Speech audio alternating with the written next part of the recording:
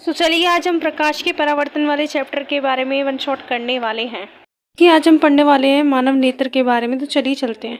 तो देखिए ये है हमारी आई, ठीक है। तो हमारी जो आँख होती है, आँख के अंदर जो हमारी पुतली को बैलेंस करती है वो क्या होती है? पक्षमापी पेशी। क्या होती है? पक्षमापी पेशी। और ये क्या होता है? दृष्टि पटल होता है, ठीक है।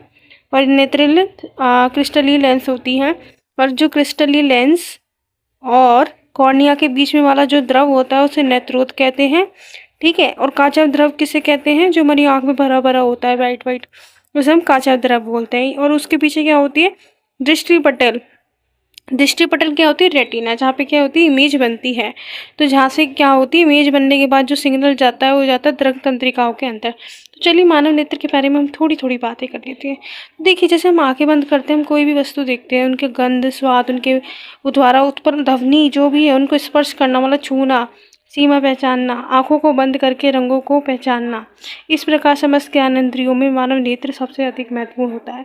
मतलब कहने का मतलब है ज्ञानेंद्रियों में जो मानव नेत्र सबसे इम्पोर्टेंट क्यों है? वो इसलिए है क्योंकि जो हमारे चारों ओर में जो रंग बिरंगे संसार देखने क्यों के लिए। अभी आँख किस लिए होती है? आँख इसलिए होती है कि हम जो भी हमारे आसपास जो भी चीज़ें हम उनको देख सके, है कि नहीं।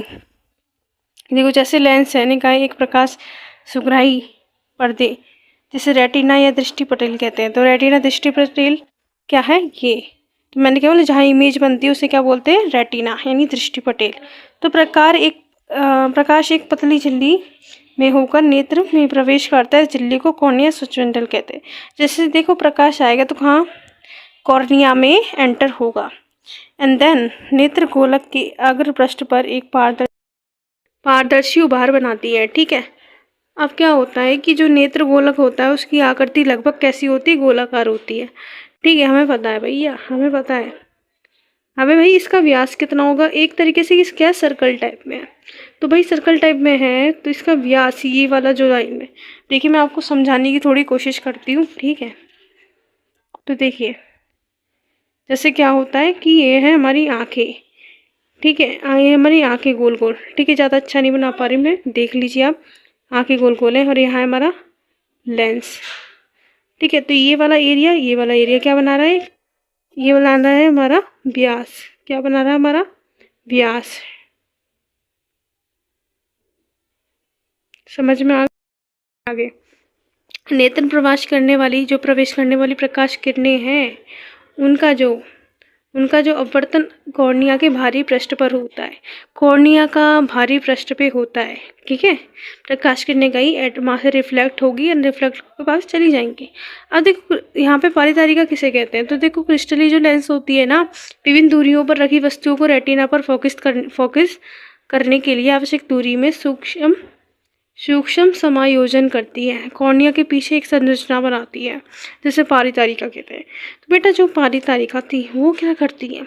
जो भी इमेज होती है कॉर्निया के पीछे बनती है ना, उसको नियंत्रित में करती है। जैसे पारितारिका क्या है? गहरा पेशीय डायफ्राम है जो उसको बैलेंस करके रखा हुआ है।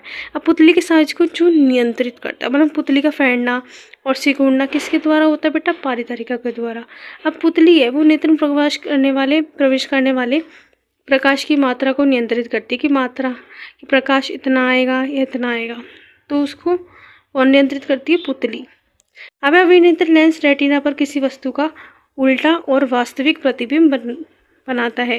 रेटिना एक क्या है? बहुत कोमल सूक्ष्म झिल्ली है जिसमें बृहद संख्या में प्रकाश सुग्राही कोशिकाएं होती हैं। रेटिना एक कोमल सूक्ष्म झिल्ली है जिसके अंदर बहुत सारी, अब देखो पीछे है जो आँख के जो रेटिना होती है जहाँ पे इमेज बनती है, उसके अंदर क्या होती है? बहुत सारी सेल्स होती हैं, ठीक है। अब क्या होता है? प्रदीप्त होने पर प्रकाश सुग्राही कोशिका क्या होती है? सक्रिय एकदम से उड़ जाती है और विद्युत सिग्नल उत्पन्न करती है ना, इलेक्ट्रिसिटी सिग्नल होता है उसको उत्पन्न करती है। और ये सिग्नल कहाँ जाएगा? मैंने बोला था दृक तंत्रिका के अंदर, फिर वहाँ से कहाँ जाएगा? आपकी ब्रेन में यानी मस्तिष्क में। और मस्तिष्क क्या करेगा? इन सिग्नलों की व्याख्या करता है कि इस सूचना को संसाधित करता है, जिससे कि क्या होता है कि हम किसी भी वस्तु को जैसी है वैसे ही देख सकते हैं। समझ में आ गई मेरी बात? तो बेटा ये जो चीज़ आपको दिखाई गई है ना ये पैराग्राफ में, तो ये आपकी आँखों को क्षतिग्रस्त होने के लिए बताई गई है, ठीक है। इस जो ये जो इतना पैसे दे रखा है आपको, इसका मतलब ये है कि देखो जैसे ही हमारी जो आँखें होती है ना, उनके अंदर जो पुतली होती है वो क्या करती है, पुतली क्या होती है, फैलती है, सिकुड़ती है। तो ये पुतली कब फैलेंगी, देखो जब प्रकाश होगा, जिस जब आप चीज़ों को देख पाएंगे तो आपकी पुतली फैलेगी नहीं, आपकी पुतली क्या होगी, सिकुड़ी हुई होगी। लेकिन जैसे ही आप किसी भी अंधेरे वाले कमरे में जाएंगे तो आपकी आँख की पुतली का साइज क्या हो जाएगा, बड़ा। आपने देखो समांजन क्षमता क्या होती है। तो जब पेशियाँ शिथिल होती हैं और अभिनेत्र लेंस पतला होता है तो इस फोकस दूरी क्या होगी, बढ़ेगी। मतलब कहने का ये है साफ साफ सिंपल सा कि पेशियाँ अगर सिकुड़ी हुई है, लेंस क्या है, पतला है, तो फोकस दूरी क्या होगी, बढ़ेगी। ठीक है। और जब जब क्या होगा, जब आप आँख के निकट की वस्तुओं को देख सकते हैं तो पक्षपातियाँ पैसे क्या होती है, सिकुड़ जाती है और इसमें अभिनेत्र लेंस की वक्रता बढ़ जाती है। और अभिनेत्र लेंस जब मोटा होता है तो परिणाम स्वरूप नेत्र लेंस की फोकस दूरी घट जाती है। मतलब कि अगर लेंस आपका मोटा होगा, पुतली आपकी जब मोटी होगी तो वक्र उसकी फोकस दूरी क्या होगी, घट जाएगी। अब पतली सिकुड़ जाएगी पेशियाँ तो क्या होगी, अब अभिनेत्र लेंस की वक्रता बढ़ जाएगी। ठीक है। एंड देन आओ आगे, समंजन क्षमता किसे कहते हैं। तो अभिनेत्र लेंस की वह क्षमता जिसके कारण क्या होता है, वह अपनी फोकस दूरी को समायोजित कर लेना। मतलब इतनी फोकस दूरी है, उसे पता है अभिनेत्र लेंस को कि इतनी जो फोकस दूरी है उसको मैं अपने अंदर जाऊंगा और उस प्रकाश की फोकस दूरी जहाँ तक रहेगी, मतलब प्रकाश आँखों तक जा रहा है तो वो जो फोकस दूरी है उसको वो क्या कर देता है, एब्सॉर्व कर लेता है, अपनी तरफ ले लेता है, तो समंजन कहलाती है। ठीक है, सिंपल सी बात है। अब अभिनेत्र लेंस की जो फोकस दूरी है एक निश्चित न्यूनतम सीमा से कम नहीं होती। किसी छपे हुए पृष्ठ को आँख के अत्यंत निकट रखकर उसे पढ़ने का प्रयास कीजिए। जैसे देखो आपकी जो बुक होती है, अब आप क्या करोगे, बुक को अपने आँख की कतई ऐसे देखोगे ना, ऐसे कतई झुक के, तो बेटा ये पढ़ना ठीक नहीं है और ज़्यादा दूर होके भी पढ़ना ठीक नहीं है। तो हम क्या करेंगे कि जो हमारे नेत्र हैं उनमें कम से कम 25 सेंटीमीटर दूरी तक रखना चाहिए। कितने, 25 सेंटीमीटर दूरी तक रखना चाहिए, न्यूनतम दूरी है। ठीक है। और अल्पतम दूरी है। अब नेत्र का निकट बिंदु भी इसे कहते हैं। देखिए किसी सामान्य दृष्टि के तरुण वयस्क के लिए निकट बिंदु की आंख से दूरी लगभग 25 सेंटीमीटर हो जाती है। वह दूरतम बिंदु जिस तक कोई नेत्र वस्तुओं को सुस्पष्ट देख सकता है नेत्र का दूर बिंदु कहलाता है। मतलब आराम से साफ देख सकता है दूर से, तो वो क्या है, दूर बिंदु। क्या होता है भाई, नेत्रों का क्रिस्टलीय लेंस दूधिया हो जाता है, धुंधला हो जाता है, उसके ऊपर परत जम जाती है, उसको कहते हैं मोतियाबिंद। समझ में आ गई मेरी बात। भैया दो आँख ही क्यों है, हम एक आँख से क्यों नहीं देख सकते। तो आंसर है कि भाई दो आँख इसलिए क्योंकि जो एक आँख है वो 150 डिग्री का एंगल बनाती है, यानी कहने का मतलब दूसरी कितने का बनाएगी, 30 डिग्री का। यानी ये दोनों आँखों का होना आवश्यक है, क्योंकि अगर एक आँख से देखेंगे तो हमें जो भी ये दुनिया है, संसार है, वो कैसी दिखाई देगी, चपटी नजर आएगी। देखिए निकट दृष्टि दोष किसे कहते हैं, जो निकट दोष को ही निकट दृष्टि दोष कहते हैं। हम सोचते होंगे निकट दृष्टि दोष, अरे इसका मतलब होता है कि निकट की जो वस्तु है वो तो साफ दिखाई देती है बट दूर की वस्तु साफ दिखाई नहीं देती। और जब दूर की वस्तु साफ नहीं दिखाई देती तो इसके यूज़ के लिए, इसके संशोधन के लिए अवतल लेंस का यूज़ होता है। तो ठीक है, समझ में आ गई इतनी बातें। हाँ वही चीज़ लिखी है, निकट दृष्टि दोष युक्त नेत्र में किसी दूर रखी वस्तु का जब प्रतिबिंब है वो रेटिना पर ना बनकर दृष्टि पटल के सामने बनता है। अब देखिए इस दोष के उत्पन्न होने का कारण क्या है भाई, ये दोष उत्पन्न कैसे हुआ। अभिनेत्र लेंस की वक्रता का अत्यधिक होना, और अभिनेत्र लेंस की वक्रता कब बढ़ेगी, जब नेत्र शिथिल रहेगा। ठीक है। और नेत्र गोलक का लंबा हो जाना, और तो उसको किसी उपयुक्त क्षमता के अवतल लेंस के उपयोग द्वारा संशोधित किया जाता है, जैसे मैंने अभी आपको बताया। तो यानी क्या क्या रहा है, अभिनेत्र लेंस कहाँ बनेगा, निकट दृष्टि दोष युक्त नेत्र का दूर बिंदु। तो ये क्या हो रहा है बेटा, क्या हो रहा है, निकट दृष्टि दोष का नेत्र तक का बिंदु। ठीक है। तो निकट दृष्टि दोष युक्त जो नेत्र है उसका, देखो वैसे तो हमारा कॉर्निया पे बनना चाहिए, पर ये कहाँ बनता है भैया, कॉर्निया के आगे, हाँ बनता है ये, जो कि गलत है। तो इसके संशोधन के लिए इसका यूज किया जाता है, अफ्तर लेंस का यूज किया जाता है, जब जाके ये प्रॉपर काम बनता है भैया कॉर्निया के, सॉरी वो कॉर्निया नहीं रेटिना के ऊपर बनता है। ठीक है, फिर क्या होता है, अब देखिए दीर्घ दृष्टि दोष के बारे में पढ़ते हैं। तो दीर्घ दृष्टि दोष का मतलब होता है कि दूर की जो वस्तु हैं वो तो हमें साफ दिखाई देती है, बट पास की वस्तु साफ नहीं दिखाई देती, और इसके संशोधन के लिए उत्तल लेंस का इस्तेमाल किया जाता है। तो बेसिकली इस दोष का कारण क्या है, इस दोष का कारण ये है कि अभिनेत्र लेंस की जो फोकस दूरी है वो बढ़ जाती है, और नेत्र गोलक का छोटा हो जाना इस दोष को उपयोग क्षमता के अभिसारी लेंस का उपयोग करके संशोधित किया जा सकता है।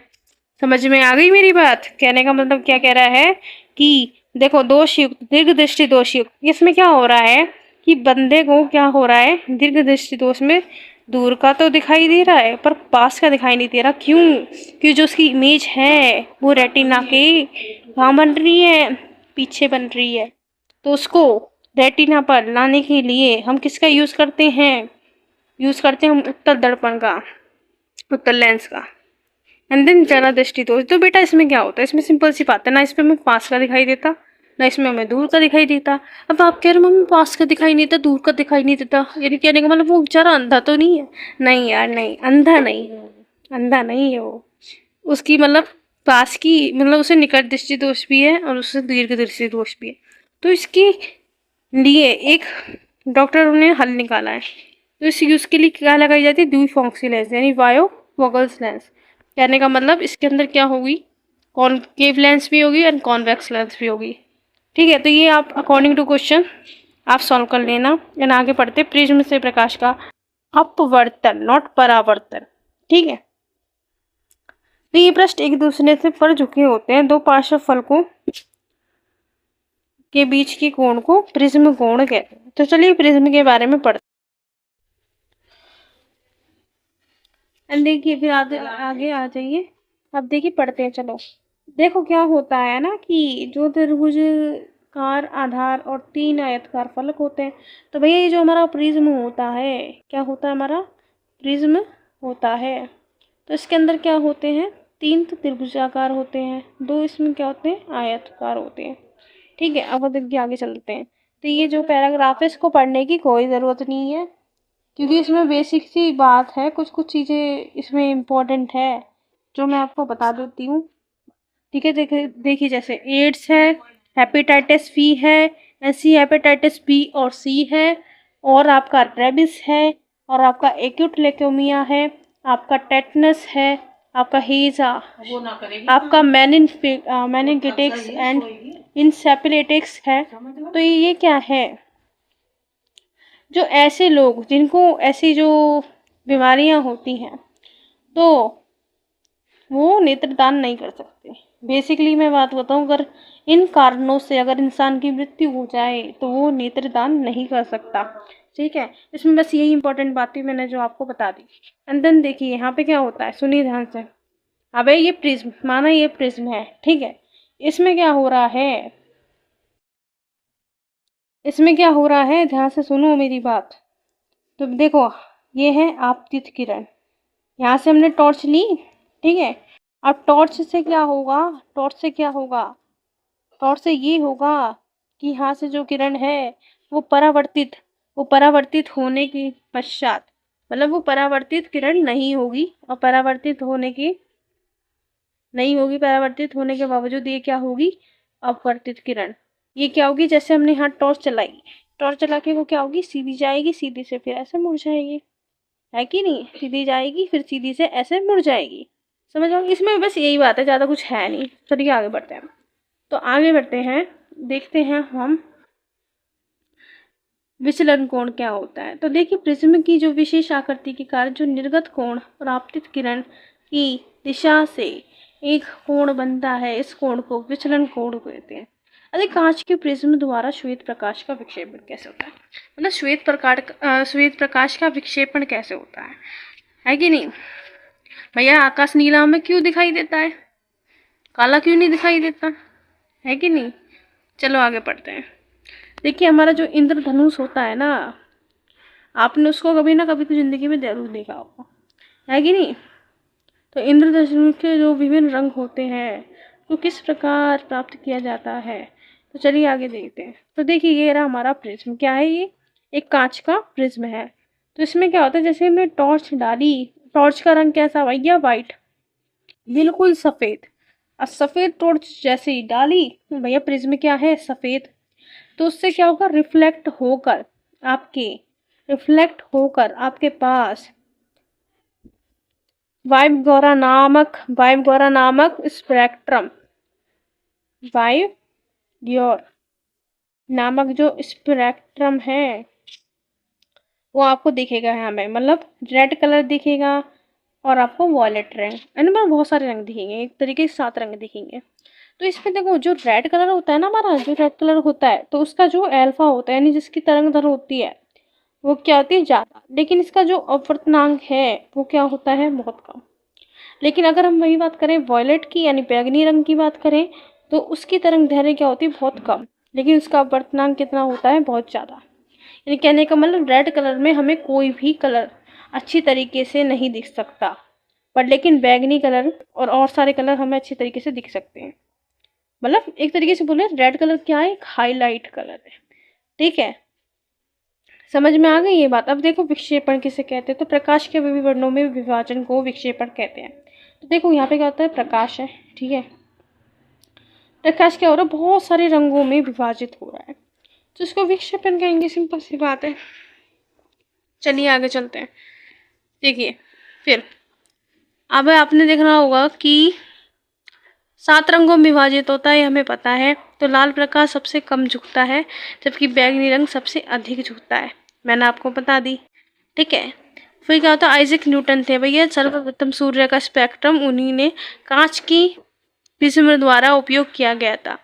अब प्रिज्म का उपयोग उन्होंने श्वेत प्रकाश के स्पेक्ट्रम के वर्णों यानी रंगों और अधिक विभक्त करने का प्रयत्न किया, किंतु क्या हुआ कि उन्हें और अधिक वर्ण नहीं मिल पाए। ठीक है, और अधिक उन्हें रंग ही नहीं मिल पाए। एक दूसरा सर्वसम प्रिज्म पहले प्रिज्म के सापेक्ष उल्टी स्थिति में उन्होंने रखा। ठीक है, क्या हुआ कि अब जो व्हाइट प्रकाश था उसका जो किरण पुंज था वो निर्गत हो रहा है। ठीक है, अब क्या हुआ, ये जो सूर्य का प्रकाश है वो 7 रंगों से मिलकर बना हुआ है।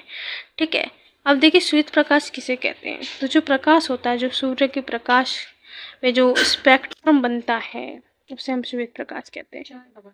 इंद्रधनुष में हमें मतलब इंद्रधनुष हमें कैसा दिखाई देता है, तो जो हमारा देखो आसमान होता है उसमें जो जल होता है उसके जो छोटे छोटे पार्टिकल्स होते हैं, छोटे छोटे पार्टिकल्स में दिखाई देने वाला एक स्पेक्ट्रम होता है, उस स्पेक्ट्रम का नाम होता है वाइवगॉर।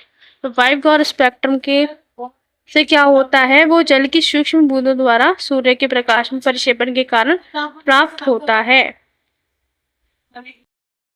अब हम चलते हैं वायुमंडलीय अपवर्तन की। वायुमंडलीय अपवर्तन क्या होता है भैया, आग के तुरंत ऊपर की जो वायु अपने ऊपर की वायु की तुलना में अधिक गर्म होती है। ठीक है, जो आग की जो वायु होती है ना ऊपर की वायु की तुलना में बहुत अधिक गर्म होती है। अब गर्म वायु ऊपर की ठंडी वायु की तुलना में हल्की सरल होती है। अपवर्तनांक क्या करता है, ठंडी वायु की अपेक्षा थोड़ा कम होता है। क्यों होता है भैया, ठंडी वायु की अपेक्षा किसका अपवर्तनांक थोड़ा कम होता है, गर्म वस्तु का। पर ऐसा क्यों होता है, क्योंकि अपवर्तक क्या करता है, माध्यम जैसे वायु है तो वायु की भौतिक वस्तुएं क्या होती है, स्थिर नहीं होती है। क्या नहीं होती है, स्थिर नहीं होती है। ठीक है, तो गर्म वायु में से होकर आभासी स्थिति परिवर्तित होती रहती है। ठीक है, गर्म वायु में क्या होता है, गर्म वायु में से होकर देखने पर वस्तु की आभासी स्थिति हमें परिवर्तित होती है, वास्तविक नहीं, आभासी। मतलब जैसे आग जल रही होती है तो हमें ऐसा लगता है कि भैया आग हिल रही है, बट आग हिलती नहीं है, वो आभासी है, वो हमें ऐसा फील होता है कि आग हिल रही है, वास्तव में नहीं हिल रही। आप देखिए तारों का टिमटिमाना, तारे क्यों टिमटिमाते हैं भैया, कुछ तो फैक्ट होगा, तो जरूर है। तो वायुमंडलीय अपवर्तन के कारण। ठीक है, क्यों भाई, क्योंकि वायुमंडलीय तारे के प्रकाश को अभिलंब की ओर झुका देता है। ठीक है, कहने का मतलब ये तुम्हारा पूरा वायुमंडल है, तारे हैं, तारों का जो प्रकाश है वो आया, ठीक है, और इसको क्या करा, अभिलंब की ओर झुका दिया। ठीक है, क्षितिज के निकट देखने पर कोई तारा अपनी वास्तविक स्थिति में कुछ ऊंचाई पर प्रतीत होता रहता है। अब आभासी स्थिति भी स्थायी ना होकर धीरे धीरे थोड़ी बदलती रहती है। क्यों बदलती रहती है भैया? क्योंकि पृथ्वी के वायुमंडल की जो भौतिक अवस्थाएं हैं वो क्या है, स्थायी नहीं है। समझ में आ गई? आगे चलिए। अब है ना, ग्रह क्यों नहीं टिमटिमाते भैया, तारे क्यों टिमटिमाते हैं? तो भैया यदि हम ग्रह को बिंदु साइज के, ग्रह को अगर हम बिंदु साइज के अनेक बिंदु साइज के अनेक प्रकाश स्रोतों का संग्रह मान लें कि ग्रह है, उसको बिंदु साइज के अनेक प्रकाश स्रोतों का संग्रह मान ले, तो बिंदु साइज के प्रकाश स्रोतों से हमारे नेत्रों में प्रवेश करने वाले प्रकाश की मात्रा, ठीक है, क्या होता है, बिंदु साइज के प्रकाश स्रोतों से हमारे नेत्रों में प्रवेश करने वाले प्रकाश की मात्रा, कुल परिवर्तन का औसत मान, क्या, कुल परिवर्तन का औसत मान, कुल परिवर्तन का औसत मान क्या होता है, 0 हो जाता है। ठीक है। अब है अग्रिम सूर्योदय और विलंबित सूर्यास्त, यानी सूर्य का उदय और सूर्य का अस्त कैसे होता है। ये जो वाला टॉपिक है वैसे तो होगा नहीं बट इम्पोर्टेंट है। तो वास्तविक सूर्योदय में लगभग 2 मिनट पूर्व हमें दिखाई देने लगता है और सूर्यास्त 2 मिनट पश्चात दिखाई देता है। तो देखो बेटा क्या होता है कि वास्तविक सूर्यास्त और आभासी सूर्यास्त के बीच का जो समय का अंतर लगभग 2 मिनट का होता है। ठीक है। अब सूर्योदय और सूर्यास्त के समय सूर्य की जो चक्रिका है वो चपटी होती है। तो इस डायग्राम को ध्यान से देखो। क्या होता है, हमारी पृथ्वी है, ये हमारा वायुमंडल है। अभी ये सूरज, ये भी सूरज, मतलब एक सूरज। तो देखो क्या हो रहा है, सूर्य की आभासी स्थिति और इस क्षितिज स्थिति है कि नहीं, सूर्य की आभासी स्थिति और सूर्य की क्षितिज स्थिति। तो सूर्य का अब देखो क्या हो रहा है, सूर्य क्या हो रहा है, आ रहा है इधर, है कि नहीं। तो ये क्या है, वास्तविक स्थिति। और ये क्या है कि सूर्य का उदय हो रहा है, अबे वो जा रहा है दूर, यानी सूर्य अस्त हो रहा है।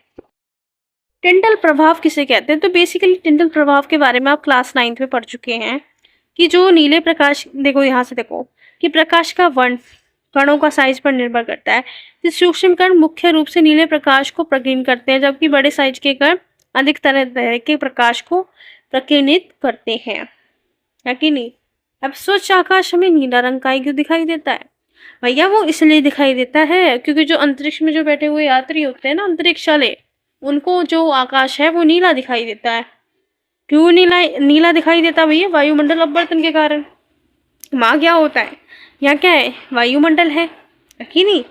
यहाँ क्या है, यहाँ वन विक्षेपण हो रहा है, बट वहाँ पे वन विक्षेपण नहीं हो रहा है कि नहीं।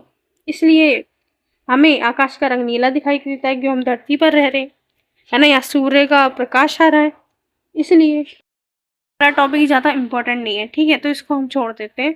एंड देन देखो आपको एनसीईआरटी एक्सरसाइजेस करनी है ये पूरी, ठीक है, समझ में आ गई। तो सभी को लेक्चर अच्छे से समझ में आ गया। तो मैं आपको कुछ यहाँ पे इम्पोर्टेंट बताना चाहती हूँ, तो आप सभी देख लीजिए। बहुत इंपॉर्टेंट चीज़ें हैं यहाँ पे, मैंने जहाँ पे भी टिक लगा रखा है। ये डायग्राम तो इम्पोर्टेंट है, इसमें तो कोई शक वाली बात नहीं है। लेकिन बेटा आपको पता है, पहले मैंने पता क्या सोचा था कि समझने क्षमता क्या ही इंपॉर्टेंट लगेगी, लेकिन जब मैंने प्रीवियस ईयर क्वेश्चन 5 ईयर्स की क्वेश्चन पेपर देखे तो जब मुझे समझ में आया कि नहीं, समझने क्षमता भी बहुत इंपॉर्टेंट क्वेश्चन है। तो यहाँ से आपसे पूछा जाएगा कि समझने क्षमता क्या होती है, मतलब 2 नंबर बेसिकली 3 नंबर का क्वेश्चन यहाँ से आपका पूछा जाएगा। मोतियाबिंद के बारे में ज़्यादा नहीं पूछा जाएगा, ऑब्जेक्टिव में आपसे पूछ सकते हैं। रही बात यहाँ की, यहाँ से भी आपके ऑब्जेक्टिव में पूछेंगे और यहाँ से भी आपके ऑब्जेक्टिव में पूछेंगे, है कि नहीं। फिर दृष्टि दोष और उनका संशोधन कैसे होता है, ये बहुत इंपॉर्टेंट है। इसमें क्या क्या टॉपिक आते हैं, इसमें जैसे आपका आता है निकट दृष्टि दोष, दूर दृष्टि दोष, जरा दृष्टि दोष। ठीक है, जरा दृष्टि दोष, ये सारे टॉपिक 1 2 3 ये बहुत इंपॉर्टेंट है और ये आपके 5 मार्क्स में पूछे जा सकते हैं, ये आपके 2 मार्क्स में पूछे जा सकते हैं।